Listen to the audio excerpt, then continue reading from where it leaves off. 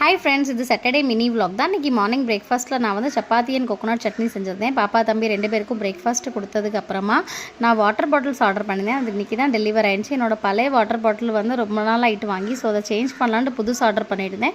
இது பார்த்திங்கன்னா சூப்பரான ஒரு குவாலிட்டியாக பிரைட்டாக ஒரு அழகான கலரில் வந்துருந்துச்சு. எனக்கு ரொம்ப பிடிச்சிருந்துச்சி.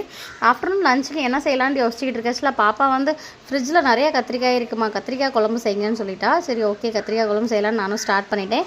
எங்கள் வீட்டில் கத்திரிக்காய் குழம்பு வந்து எல்லாருக்குமே ரொம்ப ஃபேவரட்டான ஒரு குழம்பு. இது வந்து ரொம்ப ஈஸியாக சீக்கிரமாக செஞ்சிடலாம். இது ஒரு பெஸ்ட்டான சைட் டிஷ் வந்து சப்பாத்திக்கு, இட்லிக்கு, தோசைக்கு, பிரியாணிக்கு, ரைஸ்க்கு எதுக்குனாலுமே ஒரு பெஸ்ட்டான காம்பினேஷனாக இதை நம்ம யூஸ் பண்ணிக்கலாம்.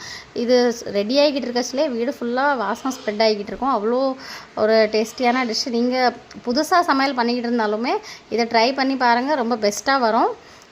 என் வீடியோ உங்களுக்கு பிடிச்சிருந்துச்சின்னா லைக் அண்ட் சப்ஸ்கிரைப் பண்ணுங்கள். நெக்ஸ்ட் வீடியோவில் பார்க்கலாம். பாய்.